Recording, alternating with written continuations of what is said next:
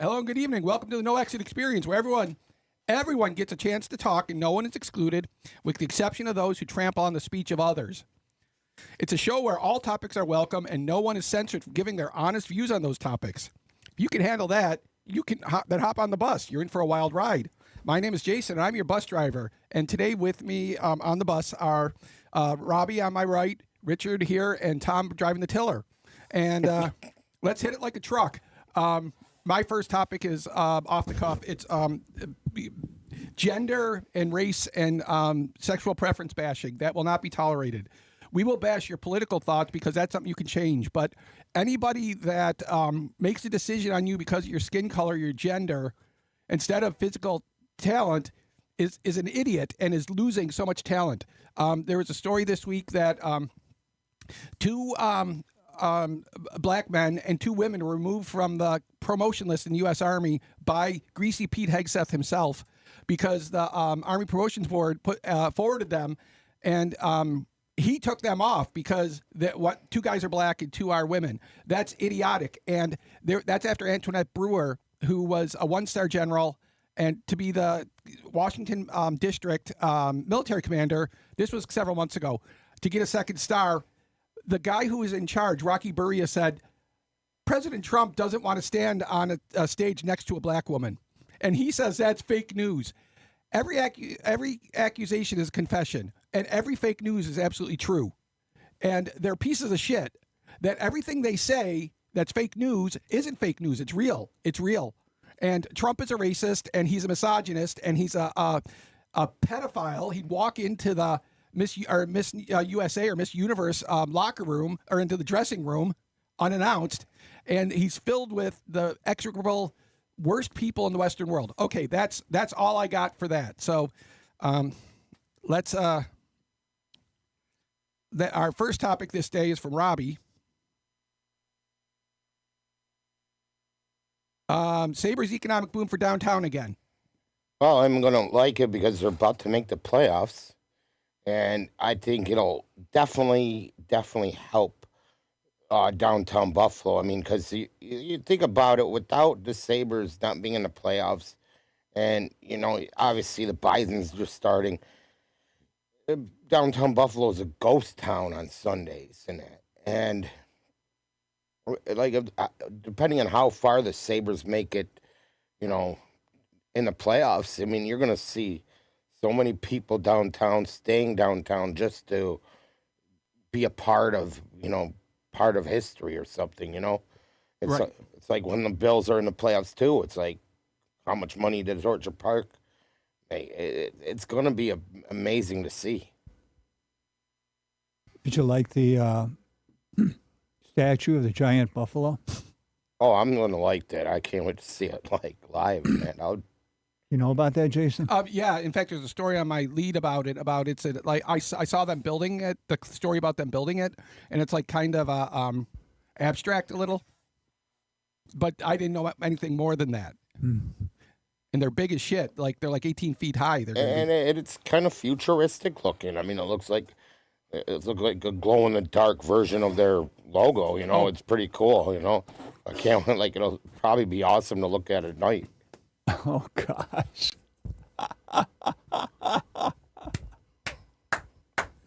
Hello, Vanessa. That's factually untrue. Oh, that's sort of like... Yeah, that's factually untrue.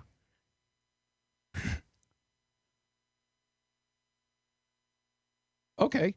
So, Robbie, you got any more? Not on that topic. I mean, Okay. I'm just excited with the Sabres and to see what they do. Okay, so your next one is haunted places. Wait, you should always ask, does anybody else Does anybody else have anything to say? I'm sorry, Richard. So the people from the WGR, Yeah. I liked what they said. They said that giant buffalo is going to be the subject of a ton of selfies. I mean, Yeah. You know what I mean? Yeah. And they purposely have it at an angle because they thought about that, people. And I think it's lit from the inside, isn't it? Oh, it sounds like it is. And they said if it's St. Patrick's Day, it'll be a green buffalo.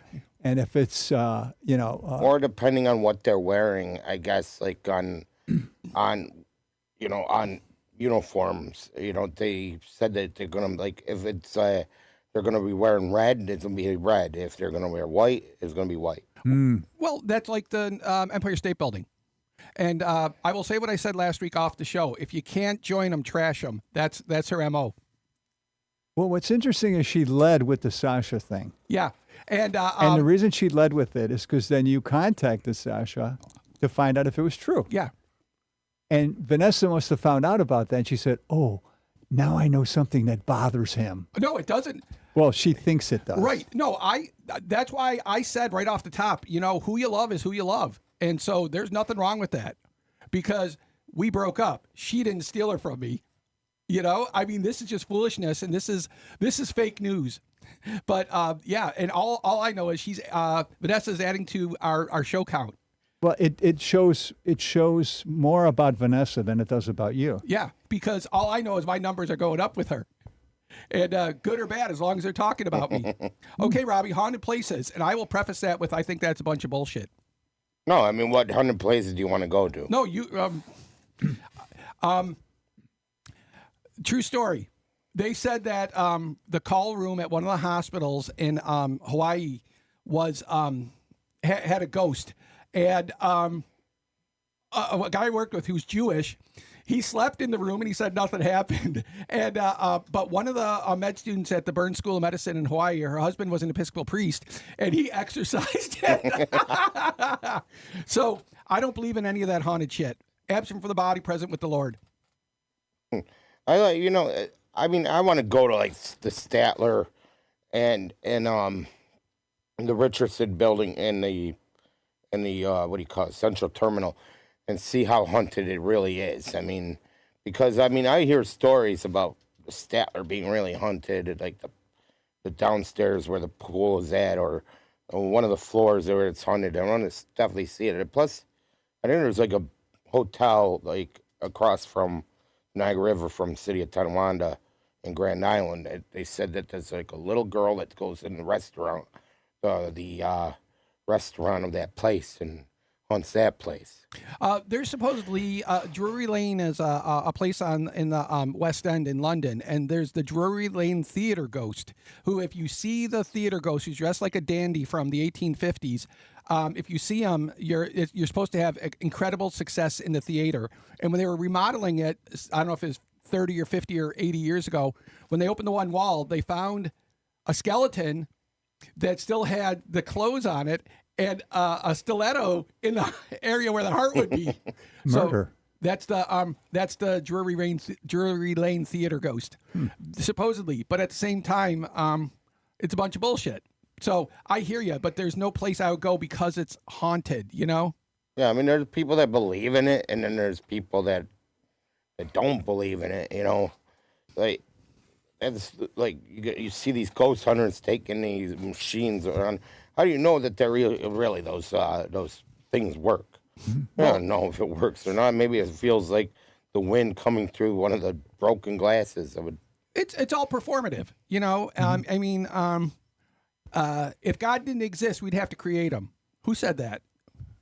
That's something old from Halley's. philosophy. Yeah, and that. So I don't go looking for ghosts, and I haven't found any. So, and things I look for are rarely found. Do you have anything to add to that, Richard? It reminds me of true crime.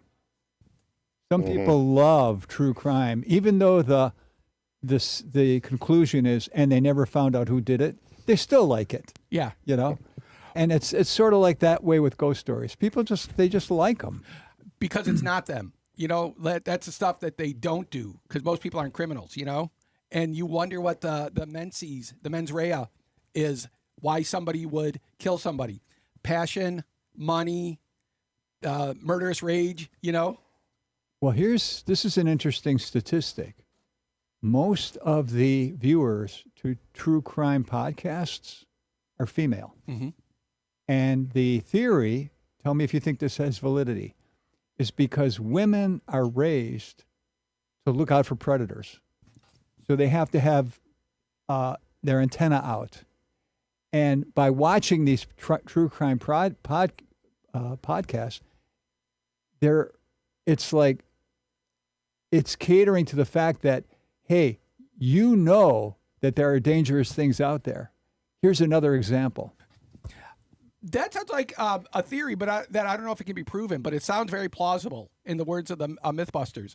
Very plausible, because if you had a male grizzly bear and a female grizzly bear in the cubs, I'd bet on the female 11 times out of 10. Bet on her to what? Win, kill. If they were going to fight, I'd bet on the female. I see. Yeah, so you're right. The protector, and yeah, look, because bearing the young, she has to guard the den, and she's the last bastion before the invaders get in to eat the children. My sister said that about 10 years ago, there was a coyote in the neighborhood. They're on the West Seneca border, but there's a creek right down at the end of their street, and the coyote found fox kids and bit down on and broke their necks and deposited them around just to show his power. He didn't eat them. He used to have like trophies to tell people I'm here. And you and me, baby, ain't nothing but mammals. So let's do it like they do it on the Discovery Channel.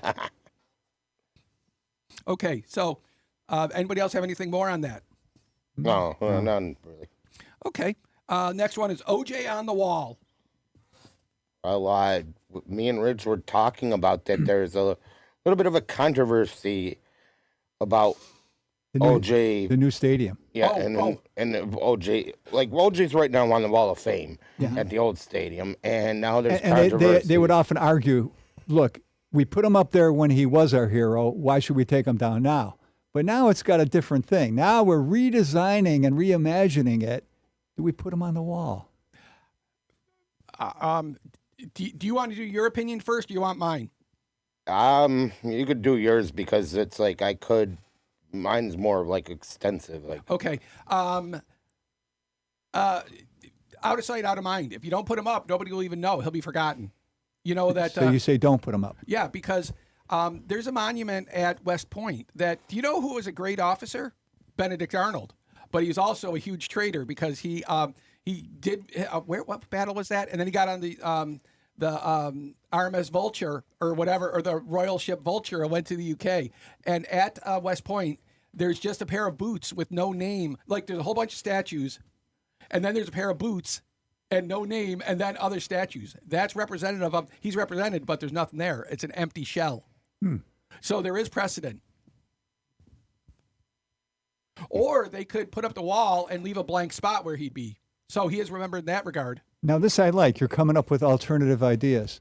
I was thinking you put him on the wall with an asterisk. And then everybody goes, what's the asterisk for? He's a murderous asshole. just like Scott Norwood, you put an asterisk because what if he did make the field goal and is it going wide right? Just saying. In the crease, wide right. Music City Miracle.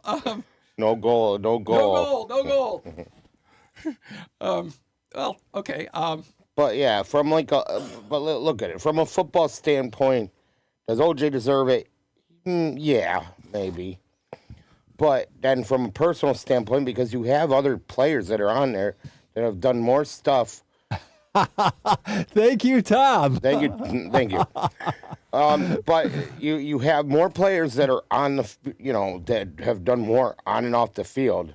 I mean, more of the names that are on the Wall of Fame right now are from the '90s, which represents Buffalo in a pretty good way, like Jim Kelly, Thurman Thomas, Bruce Smith, Marv Levy, Walt Patulski, Van Miller. No, Walt Patulski was the number one pick in 1972 and was a bust. They were talking about how thoroughly this new stadium has been planned. And for example, when the reporters were given the tour, they were freezing their butt off outside. And then they walked in and they went into the stadium and they said, it's not that cold in here. And that's because the wind outside was like 25 miles per hour. Yep. And inside it was 2. So it's the opposite of the old stadium, which was like a wind tunnel. Yeah. Well, yeah. because the old stadium was built like a slope, basically. Yeah. You had the wind coming from the lake, Yep. going over the scoreboard, and then you had the tunnel, and it just swirled. I mean, you did not want to sit in the 300s during the wintertime. I didn't know that. But now in this new stadium, you'd love to sit in the 300s because you won't feel an element. You won't feel it snow. You won't feel it rain. I mean, you won't feel the cold. Well, that's reasonable because the reason why we can do it well today is we did it badly the last time. Learning from your errors. Yeah. Yeah. Experience comes from good judgment. Good judgment comes from bad judgment. And that's why, like hockey players used to, 30, 40 years ago, they would have a big bowl of spaghetti before a game. Now they have like skinless chicken and the diet is made by a dietitian, Learn from the errors, right? Yeah. Or you're good, I'll make you better. Like the fighter pilots, like Top Gun. You're the best of the best. We'll make you better. Because you wondered about flying the plane. Well, just as an aside, I get 1 minute. One thing I found out, I got a buddy who's a major general in the Marine Corps, but he's as a Marine, he wasn't at sea. But naval aviators will tell you the scariest thing you'll ever do is a night trap or a night landing on a carrier. That's not fun. That's not cool. That's a shit your pants moment. Land a night trap, but it's something they have to do. But landing an F-14 or an F-18 on the carrier at night, that's a pucker factor of 10. I mean, seriously, that your life is flashing in front of you. Okay, now we move on. Anybody else have anything else? Yeah, I have something. Hi. Hey, it's Mick. Oh, Mick, what's yeah, up, what's bud? up? Hello, buddy. What's up, guys? I'm at Syracuse Oh, right on. for Syracuse Collectors Con. Oh, you got it in the queues. That's far away from North Tonawanda. I love you, Mick, but I'm going to say it again. The Marine Corps is legally on par with the Navy because Peter Pace was the chairman of the Joint Chiefs of Staff, and he was a Marine general. And in fact, he was in Buffalo as a recruiter early in his career. Yeah, but what I meant last week was the Marines were actually part of the Navy when they first started out because they were used for vessel board search and seizure. Right. They were the naval infantry. Yeah, that's what I meant. I didn't mean to. Yeah, and I think the Air Force was part of the Army. Yeah, it was when the they Army started. Air Forces. Right. And then they became their own thing. So, Yeah. and now the Space Force, which is going to do Moonraker, that 1979 movie. Yeah. Not even a joke. Okay. No, we have a veteran. We had a veteran in the group thing I went to that demanded that they put up the Space Force the Space Force icon, or he wouldn't buy anything from a coffee lounge. Well, yes and no. The thing that I think that Trying to figure out how I get a view of me without falling apart. I think William Shatner had it right. They should have used naval ranks because ships, you use ships in space and on the oceans. Now you'll have Colonel Kirk. You won't have Captain Kirk. But No, you'd still have captain. but they'd only be 03. They wouldn't be in charge of the ship. Well, actually, now he's an admiral. So Yeah, they did. They made no, an admiral. the captains run the ships now in the Navy. I know. Oh. Well, but also interestingly, even if you're like a lieutenant, like on a littoral ship, a ship that goes along like rivers, or riverine ships, they still call you captain. If you're in charge of that boat, or a sub, if you're a commander on an attack boat, because nuclear missile boats, the SSBNs, they have a literal captain, whereas it's a commander in 05, one level down on the attack boats, like the Los Angeles class or the Seawolf class. So when you complete your tour as an attack boat skipper, then you get promoted to captain and you get a missile boat. When JFK was on the PT-109, was he a captain? He was captain of PT-109, but he was lieutenant. I see. But that's the title you get for being the skipper. Like in the movie Lone Survivor, when the Marines all get beat up, that Eric Bana played the lieutenant commander, and they called him skipper. And being a lieutenant commander, 04, which is mid-range officer, he's still the skipper because he's in charge of the team, and that's how they referred to him, as skipper. That's why the skipper was on Gilligan's Island. Oh, buddy! Just sit Oh my right God! Just I'm sit not right even- So back what to a topic could I telltale. walk in on? What was the let's see. Oh, and also about this new stadium. Yes. They have put so much thought into what takes place in the walkways. Mm-hmm. So, for example, there's 15 clubs. Yep. Wow. So, for example, if you're a veteran, like Mick is, and you go to a game and you say you want to get a beer or whatever, a pop, you go to the Veterans Club and you socialize with the veterans who are there to either watch it on the big screen or just to say hello to other veterans. Mm-hmm. So there's that. And then they have all these little memorials throughout the concourse. Like they have, say, a memorial to all the great Buffalo Bills of the past and things like that. And a lot of it is like selfie stuff, you know. I want to be in front of this thing. Right.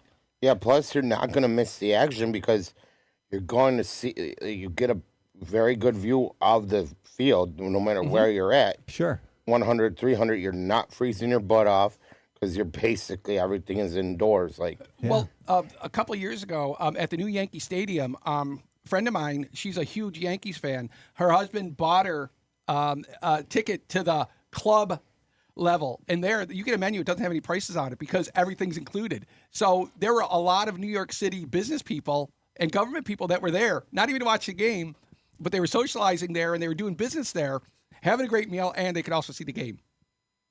And so, yeah, that's Is that something you can buy? yeah. But it was, So if you want to schmooze with some people, but it's going to cost you. it's going to cost you, but who knows? Maybe they'll say, "Oh, so what do you do for a living?" Right. And you'll say, "Oh, I design websites." And they might say, "Well, we could use somebody like you." What did I say? There's not black and white. There's not gay and straight. There's not male and female. There's rich and poor. Richard, Yeah. I will once I get the album from this con done. When I get home, either Sunday night or Monday, I'll send you some of the pictures. Oh, good. Thank you. I always like looking at your work. Yeah. My pictures consist of like a finger in front of the, like, whoops. Yeah, I know. I do that a lot when I'm trying to take pictures for other people. I have to think about it. It happens. Okay. Great campsites. Or anybody have anything else on the stadium? No. yeah, well, summer, Okay. summer's upon us. I mean, what is like your guys' favorite campsite to go to that would help you unwind? My bed. I hate Can I do camping. it first? Yeah, go ahead. Yeah, go. I say Jellystone Campground, or there's a campground in Holland that has live peacocks in front of it. Ooh, wow. Jellystone Campground's out in North Java, and they actually have a thing for kids that they have a thing for kids that when they have special events throughout the month, and they let them meet like Yogi Bear and stuff like that. Oh, hello, Virginia. And they have Hello, Angela. Oh, hey, Angela. they have dog friendly cabins also. Oh, no kidding. Interesting. Oh, and I'm wearing a Citadel shirt. This is the Military College of South Carolina. I didn't go there. I went to their rival, the Virginia Military Institute, but I just happened to wear this. So the Citadel. Nick Bonacani, the linebacker, his son Mark was at the Citadel when he broke his neck. He was playing baseball, I think, or was he playing football, but he broke his neck and he's paralyzed from the neck down now. Well, you have your old school campers who say, "I want to go someplace where there are no cabins, you No know, toilets, no electricity. Yeah, where you do it from scratch." And then you have your newer style. They call it glamping. Glamping, glamorous camping. See, that's what I like about. There's Well, a go couple for it. different campgrounds that you can actually throw tents up. A lot of the campgrounds now have RV setups and camper setups, but you can also throw. There's also spots you can throw tents. Like I think it's Allegheny State Park will let you camp out there in a tent once in a while. I'm going to make a pun. I'm happy that you are privy to this information. The privy is another term for the outhouse. Oh. Yeah. That was funny. Also the Niagara Shores up near Lake Ontario that has like cabin camping and tent camping too. I mean, but the one thing that's great about like most of the Northeast is got plenty of like forest and that like Western New York, Western Pennsylvania. Some of I think Ohio or something. But I mean, my favorite campsite probably I would love to go to is Letchworth because of the fact that everybody loves that place. I Yeah, the guess. Grand Canyon of the East. Mhm. Yeah, but I don't know why it just does not appeal to me. I don't know why. Like Darien Lake does not appeal to me because look there's the Viper. Yeah. I mean that to me is like that's not a It's campsite. an amusement park. So you'd rather go out in the wild where you can see Yeah. a real viper? Camping is nature. It's not seeing the Viper on the It's also when you natural. wake up. True. Are skunks and coyotes Good and rattlesnakes. Good. Honestly, there's a part of I-81 that goes towards Salamanca that if you stop at the rest stop, they tell you do not cross the fence line because it's rattlesnake, because there's timber rattlers up there. Yeah, there's a place in Pennsylvania where people will go in the cooler weather, so the rattlesnakes are a little bit immobile, but there's like hundreds of them. It's like a pit, and they're just wild. But because if it's summer, they're all active. When they're cool because they're exothermic, you go and you club it and you get your rattlesnake, and it doesn't bite you and kill your ass. And, I mean, dude. Oh, I do. I have a little bit of news. I got actually approved to be part of the Boy Scouts of America, working on helping kids do merit badges for photography Cool. and maybe wilderness survival. Oh, Wow. nice. Congrats. And add that feather to your cap of altruistic things you do. Yeah, because the list of astronauts that were Eagle Scouts is remarkable, or senators. I mean, it's really something that if you have the internal drive to become an Eagle Scout, you have a bright future in front of you. Do you think it's a good idea that they're letting girls into the Boy Scouts? It's good to have an open No. mind, but not so open that your brains fall out. It's no longer considered Boy Scouts, though. It's considered Scouts. Oh, They Alright. took away the Well, I must be the- too OG. male-female designation. well, They there's- still have Girl Scouts, but for how it used to be Boy Scouts of America, that's now just Scouts of America. It's Scouting America. Well, if the merit badges are androgynous or equal to both, that's no problem. I think it's a good idea. It's more inclusive than exclusive. I had a friend who taught high school, and it was an all-boys school. And then one year, they decided that they needed more students, so they made it both. And you know what my friend said? The year after that happened, suddenly the guys got a lot more calm, and there was a lot less, foolery in the classroom because they wanted to look cool. And I think that'll happen with the Boy Scouts too. Well, my neighbor used to coach girls soccer in Hamburg because he couldn't coach the boys because they were too raucous and they were just a wild bunch, And and that's why the rationale of the lacrosse players, lacrosse is the tip of the spear for snobbiness, just like Catholic boys' schools. The hierarchy is St. Francis, St. Joe's, Canisius. There's one I'm forgetting too, but they're all cocky. And a lacrosse player, I don't want to meet Stan Bowman. Scotty Bowman's son went to Canisius, and because named after St. Peter Canisius, and not Canisius. But I just don't like those people. I've met them, and I don't like their mentality. Angela commented that they feed off the female energy. Right Yeah, there, see? yeah. The women don't Feminine. rise up. The men, they come together. That the women have the energy like the heater. Don't get into a debate with her. You'll lose. I'm agreeing. I'm not. I know, but I'm just saying, don't get into a debate with her. You'll lose. I live with her. I know. Okay. Anybody have anything else on that? Campgrounds. No. Okay, put up the picture of the ISS.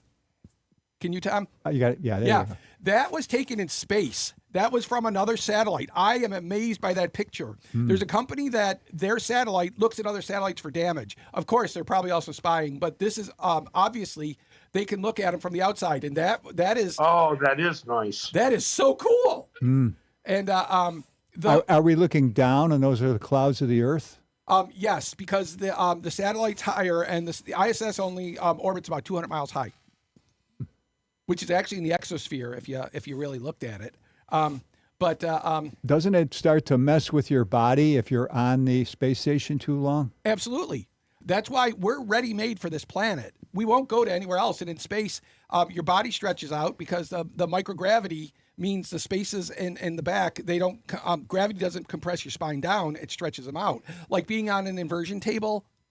And likewise, we don't know about the chemistry, but also the magnetic forces. That there's no magnetosphere on Mars, and and likewise, your bones will decalcify in space. So they use isometric exercises up in space to exercise and to keep their muscle mass, because when you don't need your muscles, they go away. And that's why the first the Salyut guys from the Soviet Union, they would get when they come back to Earth, they put them in wheelchairs because they couldn't walk. You know that? No. I didn't either. Yeah, well, that's why they would. What do we all remember? Well, we don't, but you do. What do you remember about spacecraft returning from space from the U.S. in the early 70s and late 60s? Where'd they land? In the sea. Water. Yeah. Where did the Soviets land? They'd land in Kazakhstan. Which, you mean, how did, On land. didn't it crash? Well, that's the thing. That they lost Vladimir Komarov when his capsule got tangled in the ropes and it plummeted to the ground. He knew he was going to die, but their recoveries are on land. And so they have the soft landing rockets, which fire at 10 or 5 meters. So you're dropping like a rock. It goes, and then you take soft landing. Oh, so they had a different, whole different concept of how to bring back the capsule. Yeah, because in Soviet Russia, or in Russia, there's a whole bunch of nothing. There's a whole bunch of nothing. The population density is less than 0.1 per square kilometer. So you could drop a spacecraft there, but you don't want to drop it in a swamp because that can happen.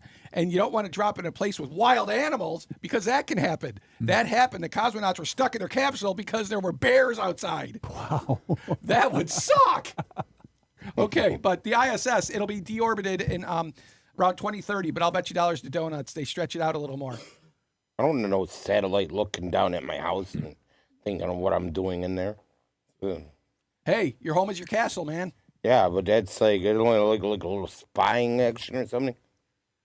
People that worry about what other people think You of live in them, North Tonawanda. They're spying on you all the time. Yeah. Good point. the town of Tonawanda will commit you for being drunk in your own house. 2273. Because 945 and 941 were police and crisis services commitment, and 2273? Town of Tonawanda is the only locality in Erie County that uses that alcoholic commitment. Drunk in your own house, and they'll come and commit you. Wow. Yeah, serious as a heart attack. Oh, screw that. I'll do it on my porch Yeah. and then give them the finger. How about the super finger? 2 of them. You know, that's when you really need the juice, the super finger. Okay, so Richard, anybody else on space? And without the gravitational resistance, yeah, that's the thing. Without gravity, we don't even know we're made for this planet. I mean, acceleration 9.8 meters per second. You know, that's a constant. That is not constant on other planets. And so, Well, you wouldn't live on Uranus? what do Captain Kirk and Toilet Paper have in common? What's that? They both Never circle mind. Uranus searching for Klingons. Never mind. Because all I'm thinking of is for love of puppets. Okay, so Richard, no kings. I love the creative signs. Today's No King's Day. Throughout the whole country, there's thousands of demonstrations. Well, I don't celebrate that holiday. And as you know, you go to the demonstration with a sign. And these are, want to hear my favorites? Yeah. Okay. Tell me which of these is your favorite. Okay. All right. Number 1, we don't bow to billionaires. I like that one. Another one. It uses the word FAUX. You know, it means false. No foul king way. Right? A pun. Billions for bombs, pennies for people. I like that one. This is good. Nice crown. Did it come with a constitution? So 2 and 4. But there's more. Oh, Things are so bad, even the introverts are here. Dictator starter kit. Just add ego. That's clever. Next one. You're not a king. You're a clown. That'll get under his skin. Here's another one. Please. Kings are so 18th century. That's like something you'd find in Seattle. yeah. Here's another one. IKEA has better cabinets than you. Are IKEA cabinets considered bad or? Well, they're difficult to put together, but they're very sturdy. Here's another one. Read the Constitution. It's smaller than your ego. I thought that was clever. 1776 called. It said it wants its revolution back. Finally, this is a real nice dig at Trump. You want a crown? Try winning a pageant. Right? Yeah. And that's why all the bullshit awards. We'll get to that. We'll get to that topic. So we're on the way. But yeah, I don't have anything to add because they're very clever and it's really straightforward. But I think that Dumb Donnie has it up his sleeve. He's going to be demented before any of this happens, so he's not going to know it.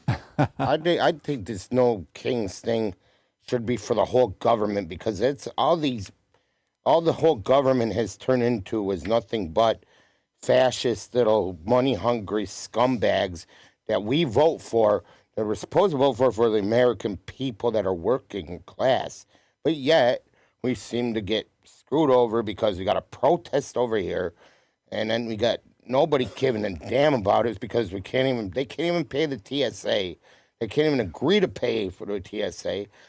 This protest is like should be not just for Donald Trump. They all act like dictators. They all do. The Senate, the Congress, the White House, they all act like dictators. Well, there are some, but rich people have one thing in common. Money. They're rich. Yeah, and they don't give a crap. When I was in med school, I was in the Caribbean for my first 2 years, and I remember the guy who ran the funeral parlor. I said, "Which party do you support?" He said, "Whoever keeps me in business." Exactly. So no, it's the opposite of what you're saying. That your billionaires are not fascists because they don't care as long as they have the money. Well, that's what fascism is. That is what fascism is. They don't give a crap. They are rich. They don't want to give their money to the fascism us. is controlling the masses. And that's what it is. It's the whole government. See, my definition of fascism is when the people who have a lot of money combine with the government. Well, yeah, that's what I'm saying. That your billionaires, they can give a shit as long as they stay rich. It doesn't matter who's in the government. They don't want to be part of the government, And so, take for example Hitler's rise to power. He got money from Mengele Steel, Mercedes Automotive, Bayer Pharmaceuticals, IBM Computers. really, Yeah. well, I don't know how good the IBM computers would be because ENIAC was the first one, the electronic numeral integrator and calculator. ENIAC was 1946. in the IBM US. was making the punch cards Okay. And that then, they used to keep track of their death camps. and then look what Saddam Hussein did in Iraq. What was he hiding with? Pallets of money that's how he built his palaces. Didn't care about his people. He cared about building more palaces. Saddam Hussein is. But they're happy because guess what? Bush. Well, do you know what's the biggest thing, the logical incongruity about leadership? If you're a revolutionary, when you get in power, then you become reactionary. You should be happy to be deposed if you're a true revolutionary, saying this is the natural order. That's all. I mean, if you look at like what Washington wanted was God and country, and it's thrown away, and that's basically got thrown away. Yeah, because America as a white nation, only because that was of the times. It wasn't created expressly to be a white nation. It's the melting pot. We get many of the native people, the U.S. born people, aren't as sharp. And like we say, we want the best and the brightest of the immigrants, because when the homegrown people are the criminals. They're much more criminal than the immigrants. The illegal immigrants just want to stay anonymous. They're going after the wrong people.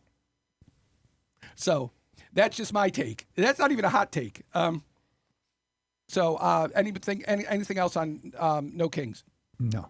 Okay. SNL UK, Richard. Did you see that the first episode of Saturday Night Live in the United Kingdom? I heard about it, but I didn't see it. Yeah, I heard about it too. Oh, it's worth seeing. I hope they continue it. And this is why it's worth seeing. You get to see how different the culture is in Britain. Mm-hmm. So, for example, they have no rules as to swear words. Mm-hmm. So that came out in the opening monologue. A lot of F-bombs. Mm-hmm. Okay. Second of all, they treat gay people differently in Britain. The gay people do not feel threatened, Mm-hmm. which means they could do skits about gay people, Mm-hmm. which they did. They did a skit where William Shakespeare was gay, and a lot of gay stereotypes were in that skit. People just laughed at it. It's no Right. big deal. And a third thing is they're not hung up on what is permissible with the female body.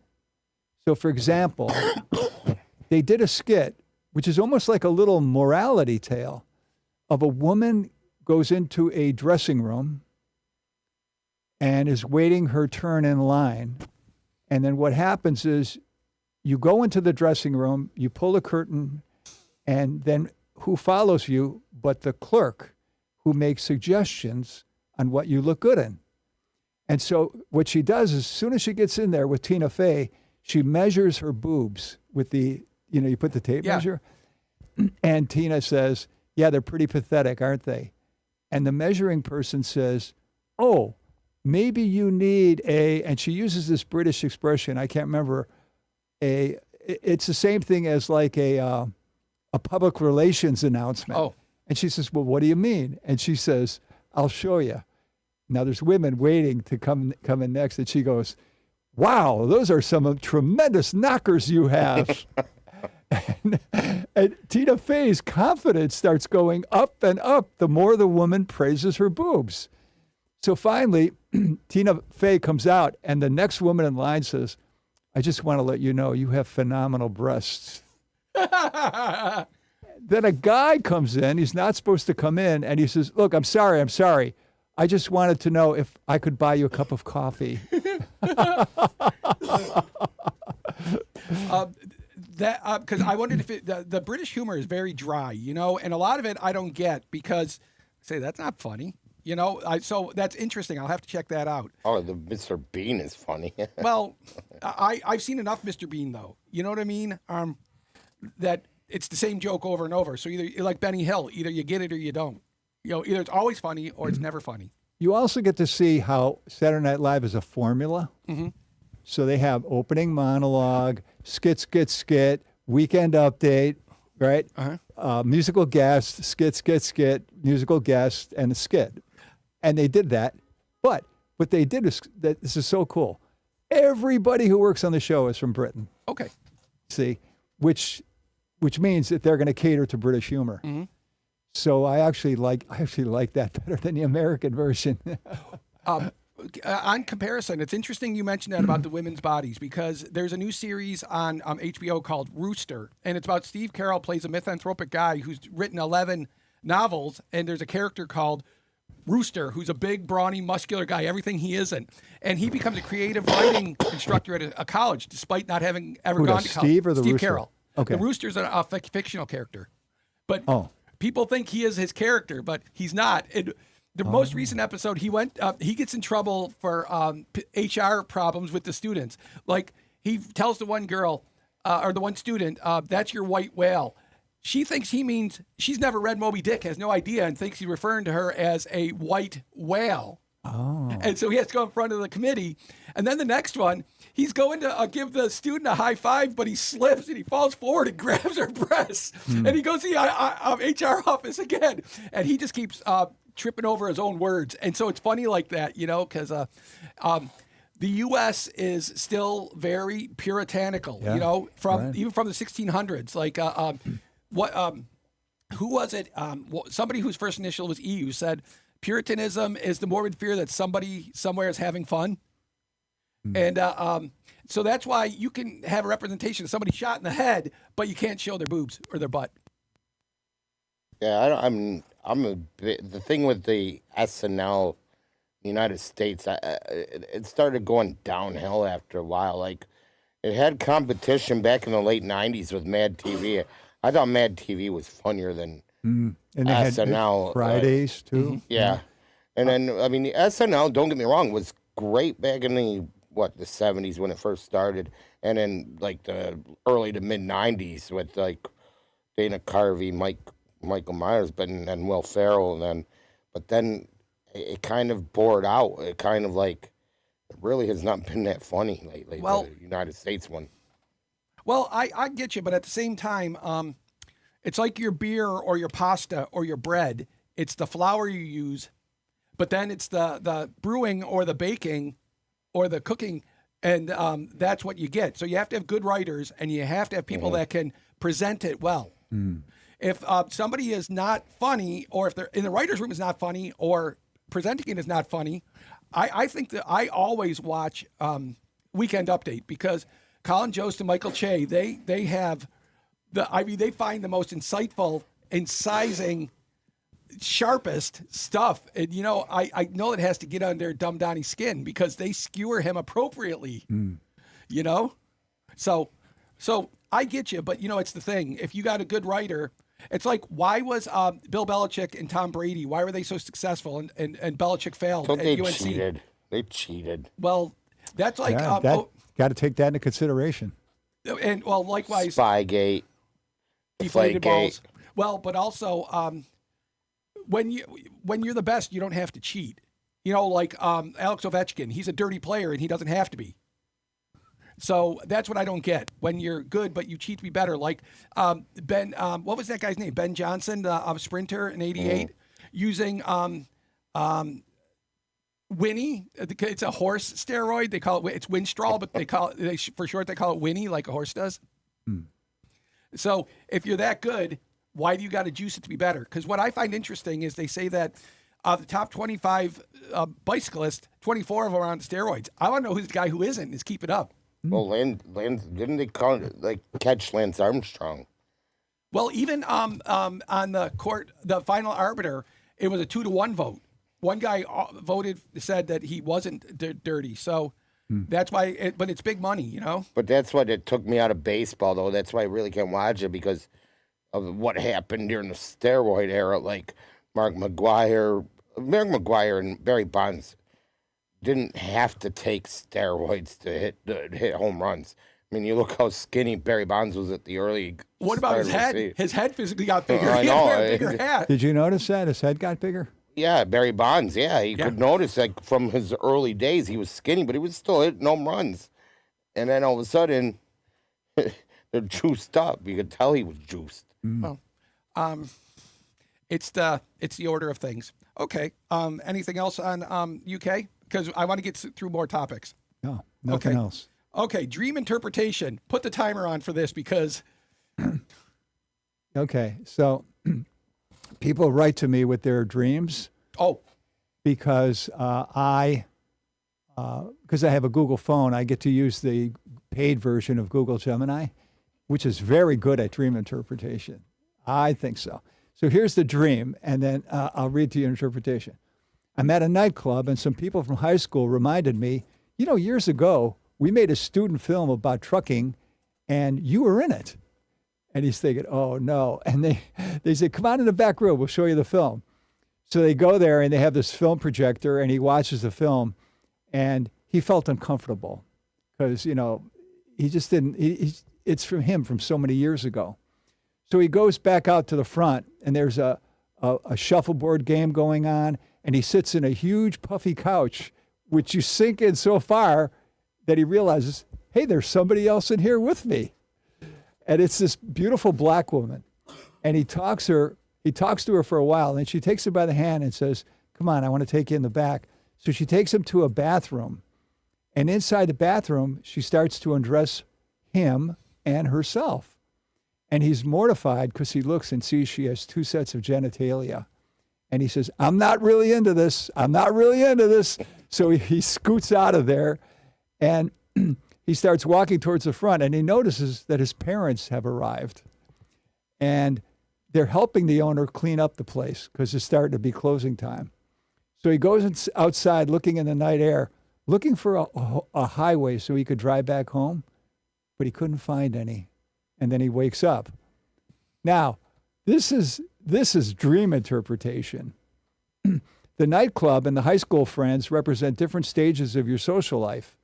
The student film suggests that you're reflecting on your past contributions or a version of yourself that you have outgrown. The subject is a classic symbol of a long journey of a trucker having a heavy load when they've been driving for a long time. Because there was a lot of noise in the room when you were watching it, implies that you're looking back at your past and you're trying to find meaning, but the noise of modern life is keeping it and making it difficult for you to focus. The transition from the noisy club to the puffy couch shows, man, I need a break. I need comfort. I need a retreat. And when you found the woman in the couch with you, it means there's a hidden part of yourself that you have encountered. The fact that she has 2 sets of genitalia indicates she has a double nature. She's both a female and a male. And it means that when you meet people, they're more complex than you see on the surface. And when you said, I'm not ready, it means you are setting boundaries in your life. Your friend is, or the person who had this dream, is in a situation where they feel pressured to accept more than they can handle. The end of the dream shifts from the surreal to the domestic. If you see your parents cleaning up the place, it indicates you want to return to traditional values or a sense of duty. You said duty.